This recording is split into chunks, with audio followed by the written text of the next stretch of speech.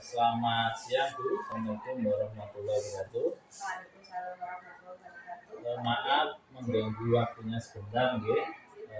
Pada kesempatan siang kali ini saya ingin melakukan sedikit wawancara untuk menggali informasi tentang dilema etik dan rujukan moral yang pernah panjenengan alami di SD Sidoarjo ini yang panjenengan pimpin. Pertanyaan pertama, bagaimana cara Ibu untuk mengidentifikasi kasus-kasus yang merupakan dilema etik maupun rujukan moral. Jadi misalkan di sini itu ada kejadian tentang dilema etik, kira-kira cara mengidentifikasi jenengan itu pripun? Sebelumnya kita itu harus paham atau ngerti dulu apa itu dilema etika, apa itu rujukan moral. Dilema etika itu istilahnya benar dan benar. Situasi ketika kita itu harus memilih antara benar dan benar, jadi keduanya itu benar, ya. Tapi secara moral itu bertentangan. Kalau yang rujukan moral, ya, situasi terjadi kalau kita saat membuat keputusan, ya, antara benar dan salah. Ya, dua istilah ini yang istilahnya belum familiar, ya, di telinga kita. Cara mengidentifikasinya, kasus-kasus yang merupakan dilema etika ataupun rujukan moral itu, ya, mungkin Pak, ya, sejauh ini tuh belum ada identifikasi secara khusus, tetapi ya, saya akan mempelajari dan menyimpulkan terhadap kasus yang terjadi.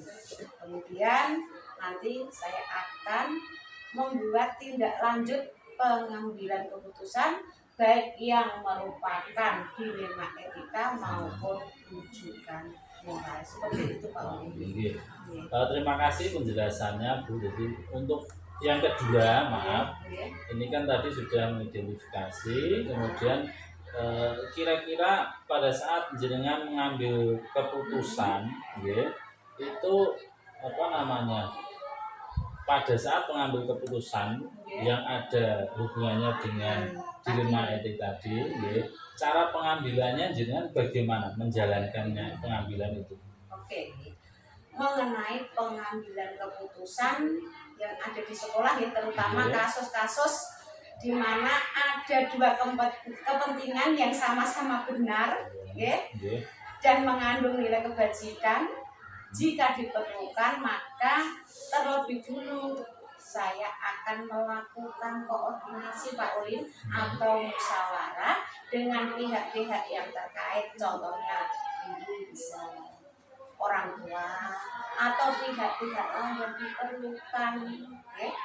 Langkah ini tidak hanya dilakukan untuk masalah yang serupa, tetapi untuk beberapa masalah yang memang mendesak untuk diambil keputusan.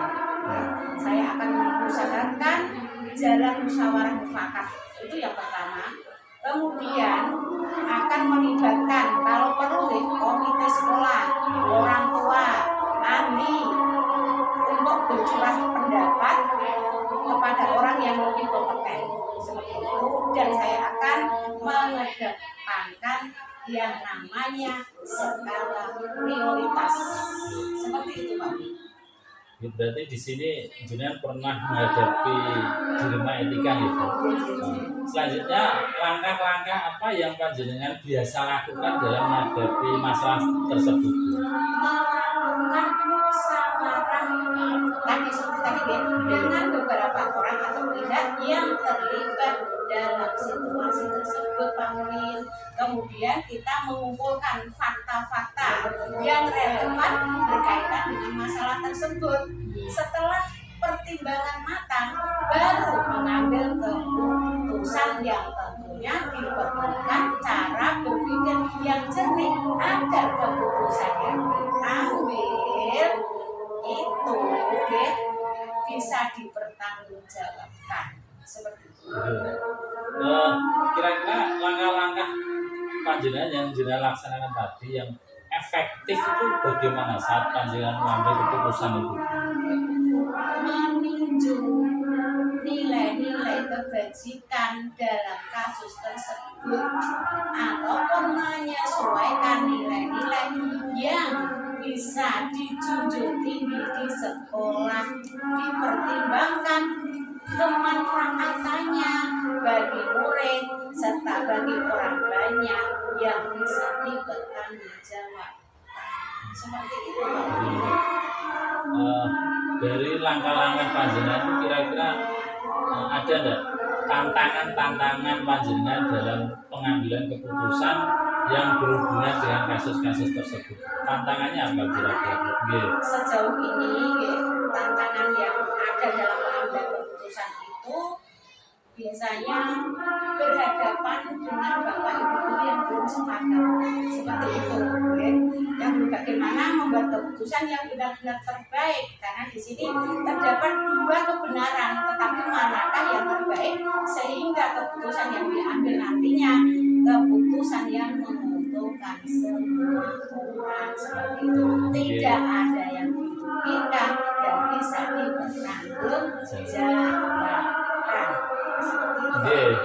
Bagus Bu. Menurut saya ya tepat langkah panjenengan tadi. Selanjutnya begini Bu, pada saat sudah melakukan langkah-langkah tadi, tantangannya sudah kelihatan, panjenengan pada saat menyelesaikan itu terjadwal atau tidak, atau langsung saat itu, atau menunggu waktu yang tepat? Saya tidak memiliki sebuah tata kala atau jadwal tertentu dalam menyelesaikan kasus dilema etika.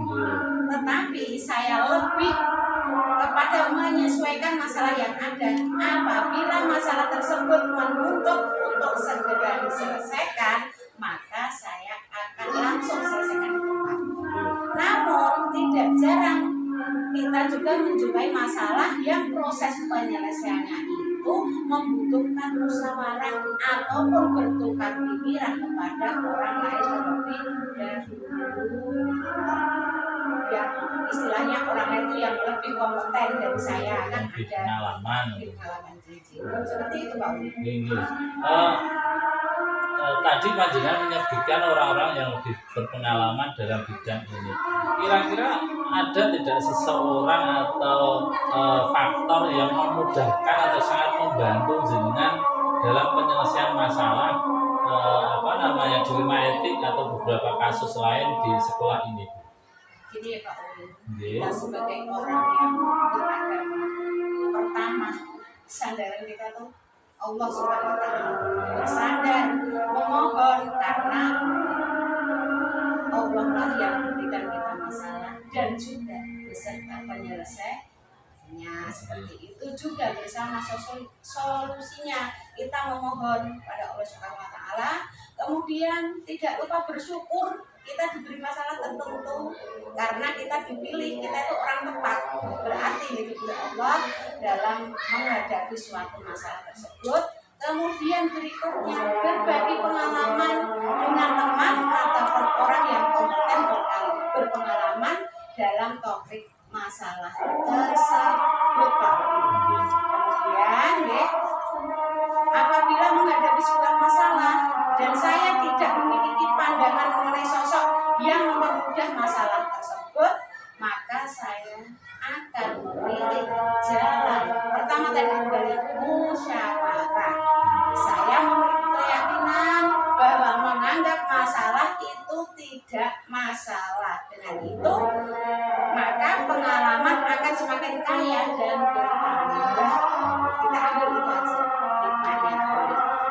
Untuk yang terakhir Bu, ini kira-kira semua yang telah jenengan sampaikan tadi, kira-kira pembelajaran apa atau hikmah apa yang panjenengan bisa petik dari semua yang panjenengan jelaskan tadi?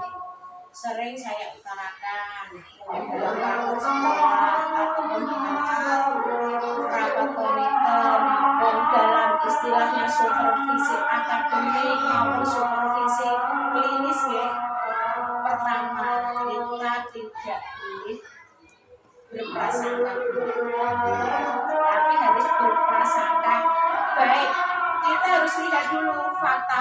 dari setiap masalah, sehingga nantinya dalam mengambil keputusan yang terbaik sesuai nilai-nilai kebajikan, berpihak pada siswa, dan dapat dipertanggungjawabkan.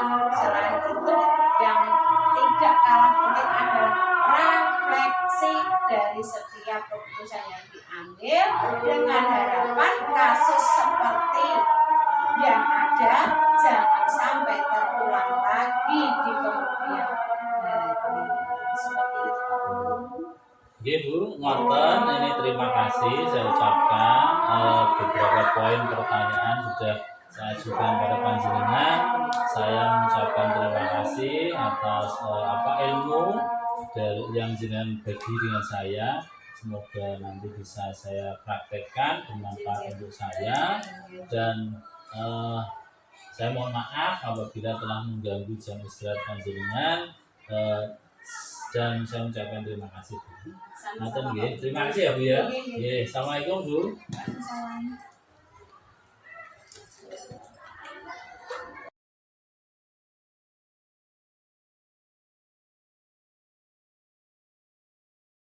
Selamat pagi Pak Soleh. Selamat pagi Pak Mulin. Terima kasih atas perkenan Bapak untuk sebagai Kepala Sekolah MA Miftahul Ulum Tambak Rono untuk kami wawancarai tentang dilema etik yang ada di MA Miftahul Ulum ini. Sebelumnya saya mengucapkan terima kasih atas waktu yang tersita atas kegiatan wawancara pada pagi hari ini.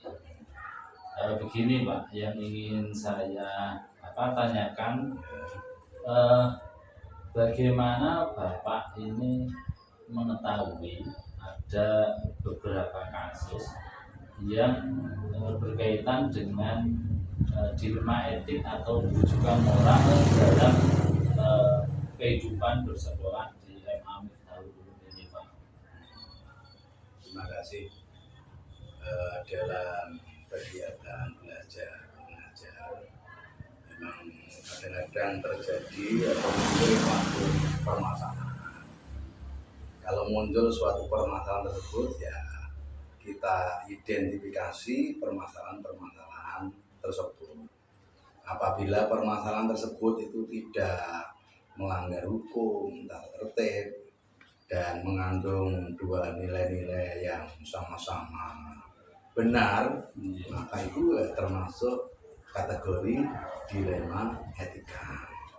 Tetapi jika tersebut dalam pelanggaran hukumnya, ada pelanggaran hukumnya, maka adalah kasus tersebut termasuk kategori rujukan moral, karena di situ ada nilai benarnya dan ada nilai salahnya.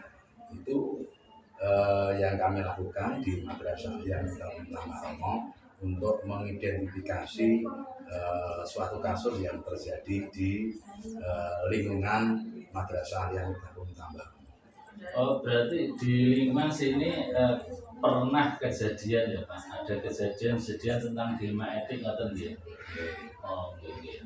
Selanjutnya, bagaimana panjenengan ini mengambil keputusan di sekolah sini, terutama untuk kasus-kasus yang ada dua kepentingan yang saling keterkaitan, saling mengikat mengenai dilema etik tadi di sekolah panjenengan. Bagaimana cara jenengan ini mengambil keputusannya Pak? Cara pengambil keputusannya bagaimana jenengan?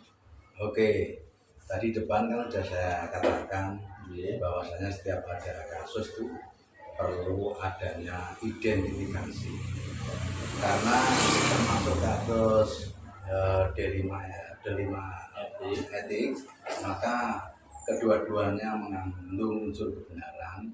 Oleh karena itu di dalam mengambil keputusan kami harus berhati-hati. Kita identifikasi masalahnya dulu, kemudian kita berkolaborasi dengan stakeholder yang ada di Madrasah Aliyah Miftahul Ulum Tambak Rono.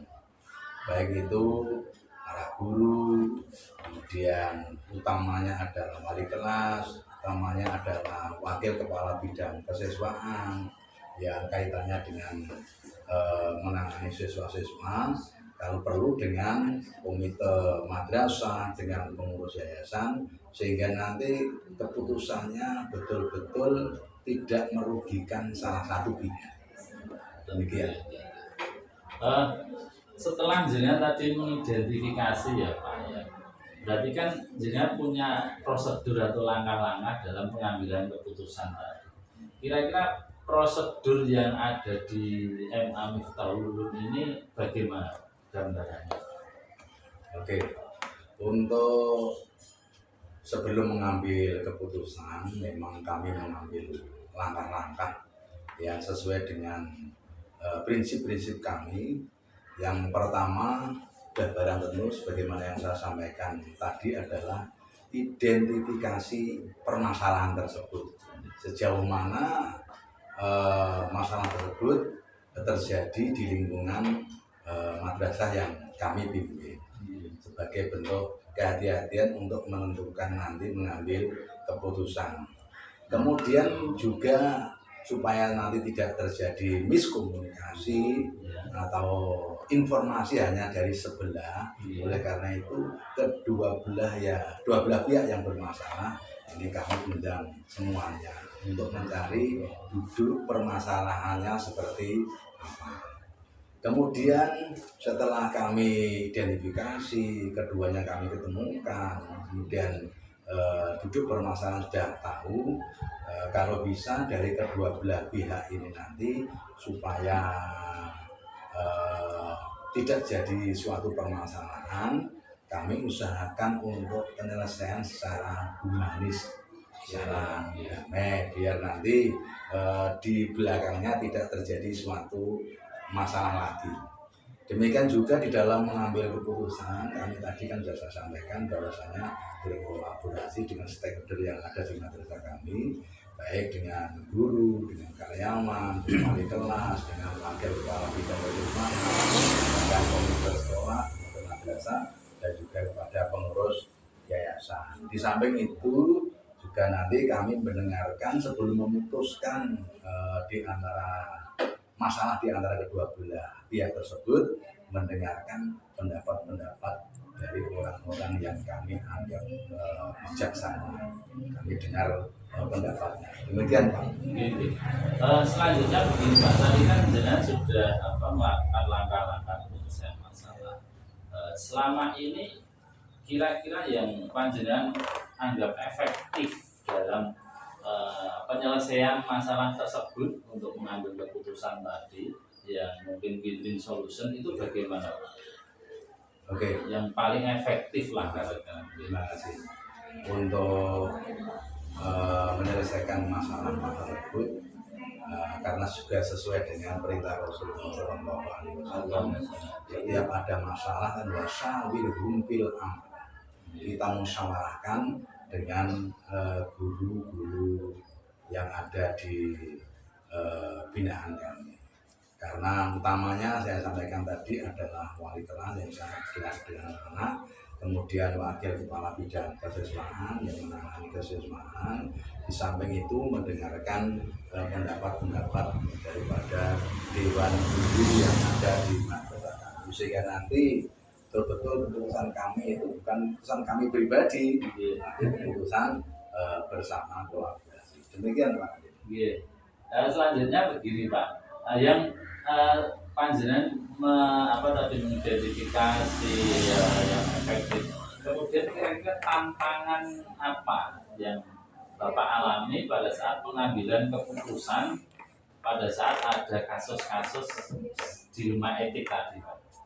Tantangannya seperti apa Pak? Kalau di wilayah di sekolah MA Miftahul Ulum ini? Terima kasih. Tantangannya ya karena dilema etik ini kan melibatkan dua orang yang dimana kedua-duanya itu ada unsur kebenaran. Jadi kami sangat hati-hati. Yang kami khawatirkan itu nanti dampak di belakangnya. Kalau nanti kami tidak hati-hati di dalam memutuskan kasus dilema etik yang di antara kedua-duanya tidak ada unsur kebenaran, nanti akan pengaruh terhadap setelah diputuskannya kasus tersebut. Mungkin ada dampaknya baik secara psikologis maupun non psikologis. Demikian Pak. Kemudian begini Pak, setelah tadi jenengan melakukan langkah-langkah itu, yang pasti jenengan nanti akan membuat jadwal, apakah itu jadwalnya secara langsung dengan putuskan atau nanti diselesaikan langsung saat itu atau pada kesempatan yang lain, atau mungkin bentuk-bentuk prosedur yang jenengan jalankan itu yang bagaimana Pak? Berarti jadi karena tadi pertanyaan sebelumnya berkaitan dengan pertanyaan ini, karena kasus dilema etik ini ada dua belah pihak yang ada dua unsur kebenarannya, kami harus hati-hati. Kami tidak bisa serta-merta langsung memutuskan kasus-kasus tersebut, tetapi melalui beberapa tahapan-tahapan pertimbangan-pertimbangan sehingga nanti di belakangnya itu tidak muncul kasus-kasus yang sama seperti kasus sebelumnya. Jadi perlu kehati-hatian. Bisa jadi nanti ya sampai beberapa tahapan, tidak hanya 1 hari, ya sampai 2, 3, bahkan sampai 4 kali pertemuan, sehingga nanti betul-betul keputusan yang kami ambil itu bisa memuaskan kedua belah pihak. Gitu Pak. Berarti dengan kehati-hatian atau berarti dengan beberapa kali pertemuan ya. Berarti tidak langsung diselesaikan ya Pak masalahnya. Selanjutnya begini Pak, faktor yang selama ini mempermudah Anda Bapak dalam pengambilan keputusan untuk dilema etik ini apa Pak? Faktor-faktornya yang memudahkan, atau adakah seseorang di instansi sekolah ini yang memudahkan Bapak dalam mengambil keputusan Pak tentang dilema etik tadi Pak? Terima kasih. Di sini kami punya banyak sumber daya manusia yang bisa kami kerjasama. Baik itu di kalangan kami sendiri intern, ada Bapak Ibu guru, ada wali kelas, kemudian ada wakil kepala bidang kesiswaan, termasuk juga wakil kepala di bidang yang lain, kurikulum maupun hubungan antar masyarakat atau humas, yang nantinya bisa mengenai langsung pada wali murid daripada kedua belah pihak yang mengalami kasus. Di samping itu juga ada komite madrasah. Juga di samping itu, karena kami di bawah naungan Yayasan Miftahul Ulum Tambak Romo, di sana ada figur sentral yang bisa kami mintai untuk nasihat fatwa yang dinamakan Dewan Pembina Yayasan. Demikian. Oh gitu. Selanjutnya begini Pak, untuk pertanyaan yang terakhir dari panjenengan sudah menyampaikan panjang lebar tadi, kira-kira pembelajaran apa yang bisa panjenengan petik dari pengalaman Anda dalam pengambilan keputusan tadi Pak? Ya, yang bisa kita ambil ya, kita bisa belajar kembali dengan menganalisis kasus dilema etik tersebut, karena di antara kedua belah pihak itu kan ada unsur sama-sama benar. Inilah yang menjadi dilema buat kami. Nah, ini menjadi pengalaman kami yang menarik, sehingga kami harus memberikan solusi yang sebaik-baiknya untuk kedua belah pihak, supaya nanti setelah ada keputusan ini kedua belah pihak bisa menerima dengan baik, tidak ada yang merasa yang dirugikan, tidak ada merasa yang diuntungkan. Nah, itulah yang kami harapkan dengan penuh kehati-hatian. Demikian Pak. Demikian Pak Soleh, beberapa pertanyaan yang sudah saya sampaikan. Saya mengucapkan terima kasih, banyak sekali pengalaman yang saya dapat dari dialog kita pada pagi hari ini. Semoga nanti ke depannya saya bisa seperti Bapak dalam pengambilan keputusan. Sebelumnya saya juga minta maaf karena sudah mengganggu Bapak. Semoga ini menjadi keberkahan bagi kita semua. Terima kasih Pak. Sama-sama. Assalamualaikum Pak. Waalaikumsalam.